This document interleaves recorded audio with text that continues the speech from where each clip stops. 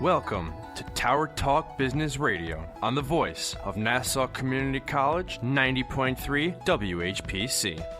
Tower Talk Business Radio brings you conversations with the top business minds on Long Island and around the nation, including expert consultants and small business owners who have found success, but are also willing to share their top tips, failures, and give gritty, matter-of-fact advice based on their first-hand experience. And now, let's get down to business with Tower Talk Business Radio, powered by the Nassau Community College Foundation. Hello, and welcome to Tower Talk Business Radio, powered by the Nassau Community College Foundation. My name is Ray Schwetz, AVP of Nephew Business Banking, along with Denisha Boston-Hill, the CEO keeper of the brand marketing and digital agency. And we're focused on being the premier resource for business and entrepreneurship. We bring you weekly business advice, tips, tools, and services that help grow your business. Plus, we interview the top business leaders in the industry.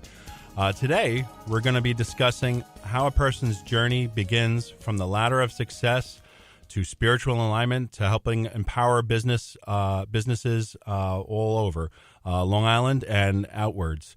Yes, folks, our intent today is to keep you entertained, informed, enlightened, and empowered, and helping provide us with that empowerment today is Michael Breitman. He's the CEO of Action Coach of Metro New York and the Berkshires.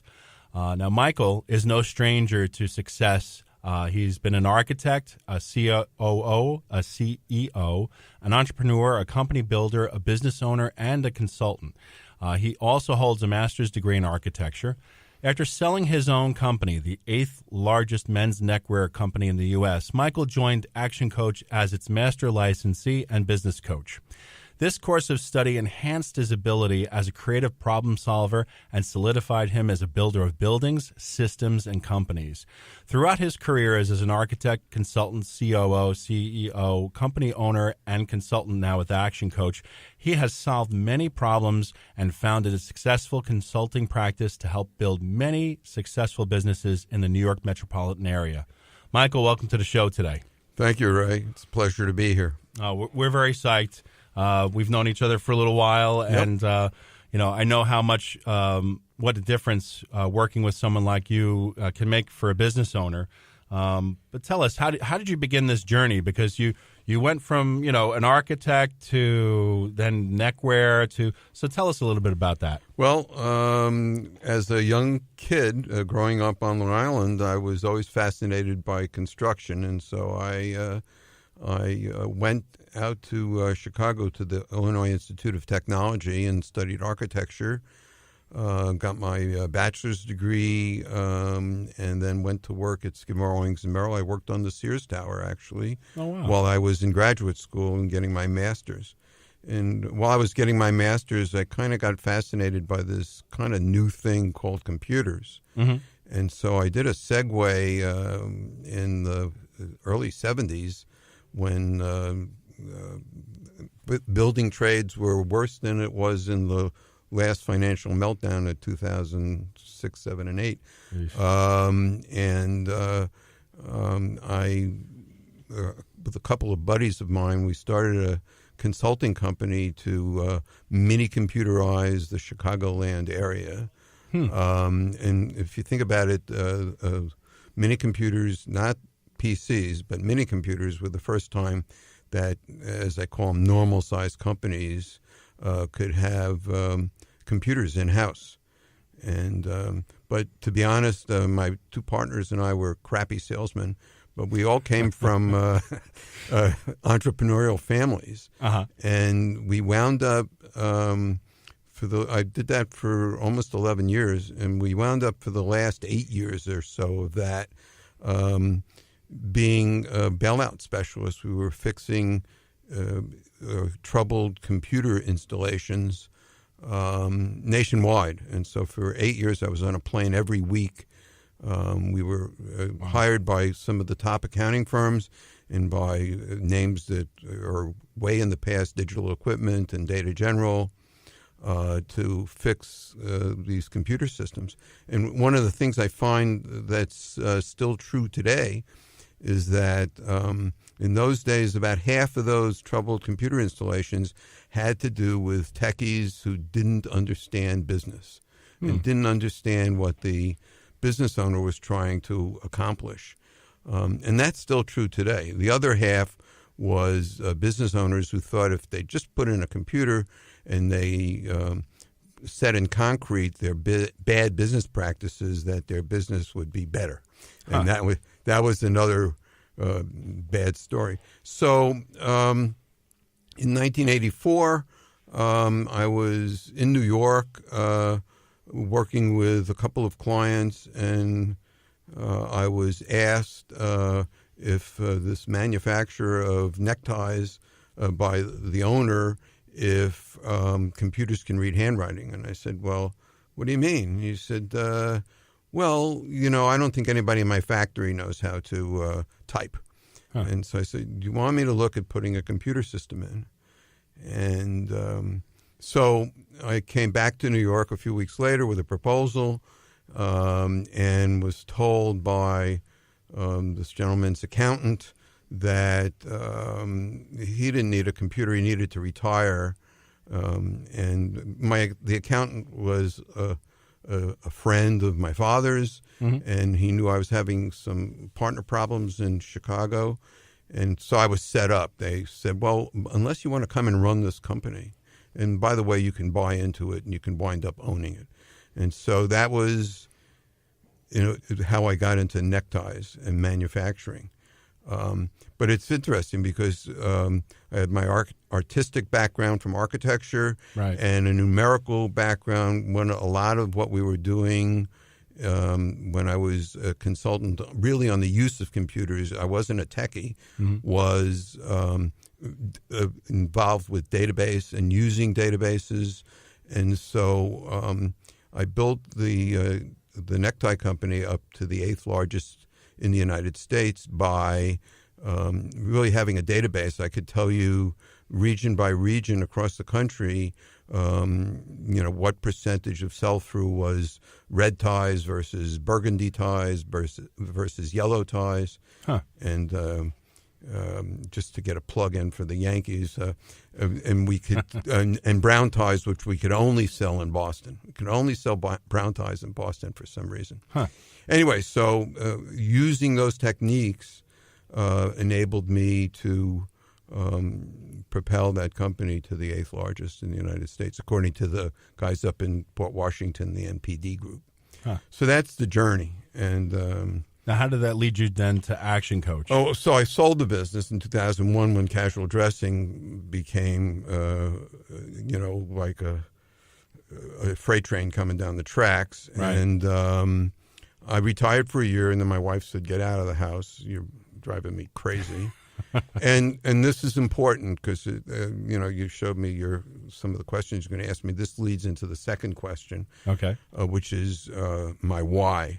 And so I kind of fell into doing some turnaround work, not computer turnarounds, but real financial turnarounds with troubled companies. And I did 3 of those. 2 were successful, but the last one was very, very troubling. It was a $10 million a year company that was 5 years old and was losing. In the last year, they had lost $1 million, which is frightening. And I found that so depressing. And when I was approached by Action Coach, which is a worldwide international franchise, and I saw an opportunity to help companies avoid having to be rescued, because it doesn't always go well when you go so far down the wrong roads. Right. And you are listening to Tower Talk Business Radio on 90.3 WHPC. My name is Ray Schwetz, and our guest today is Michael Breitman, CEO, Action Coach of Metro New York and the Berkshires. This is Ray Schwetz on the voice of Nassau Community College, 90.3 WHPC. So you were saying that, you were recognizing that trend, and yeah. So yeah, I mean, it's really bad, and that particular company was a really horrible example of what type of business were they in? I really shouldn't mention it. Gotcha. But there was a retail product. Okay. And at heart, I'm an operations guy. I can really tell you how to structure a company, how to structure workflow, et cetera. And from an operational point of view, the owners of this company, when faced with binary decisions, if A was right and B was wrong, they defied the odds. They chose B 100% of the time, and it was really frightening, and they were too far gone to really to help them. They had made a lot of mistakes in the way they structured the company, and even simple things like their products. They had different colors. Mm-hmm. They had no underlying color numbers, and so they couldn't track their sales by color because every different product had a different name for, some shade of red, gotcha, for example. And so they couldn't. They had no way of doing analysis and tracking their sales trends. So you would say that was probably your biggest challenge then, right? Well, that was one of them. Okay. I mean, they were in an industry where there's several companies that do logistics, and they had their entire inventory for 5 years at this one particular company in New Jersey, and they never took a physical inventory. That's another major mistake that they made. So one of the things that I've learned through the years, and is often talked about, is a lot of people managed by the seat of their pants without adequate information to make real good decisions. And that, that's part of one of the issues that I see a lot of. Now, I would imagine it's got to be tough also. You come from a place where you've owned a business, you've operated a business, you kind of understand that. But it's got to be tough sometimes when you go into some of these companies and this person knows their business, but yet you're coming in and you're saying, I know you know your business, but, there's some things that you haven't thought of. So tell me a little bit about, how do you work with that? Well, it's interesting you mention that because I'm a business coach, which combines consulting, education, and you just used the word so I can use it too, sure, butt kicking. Coaching is about keeping people accountable to their goals and their dreams and desires, not mine, theirs. Mm-hmm.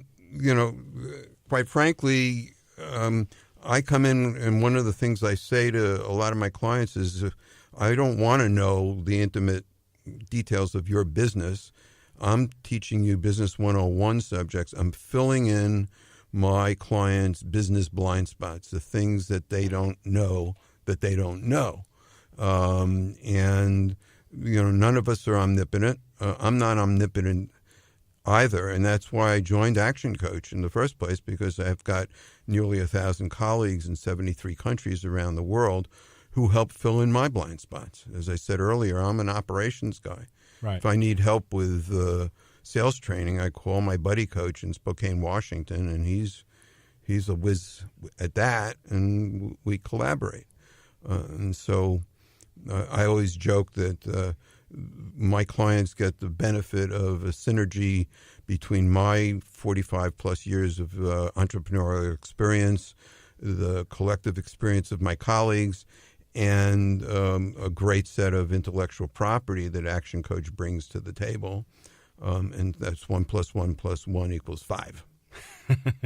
You are listening to Tower Talk Business Radio. Our guest today is Michael Breitman, CEO, Action Coach of Metro New York and the Berkshires. This is Ray Schwetz on the voice of Nassau Community College, 90.3 WHPC.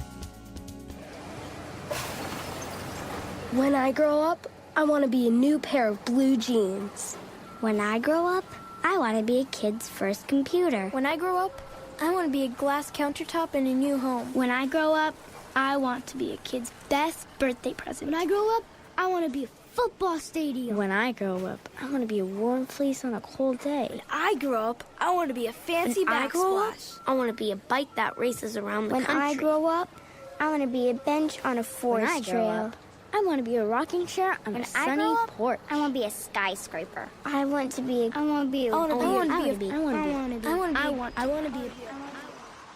When I grow up, I don't want to be a piece of garbage. And if you recycle me, I won't be. Give your garbage another life. Recycle. Learn how at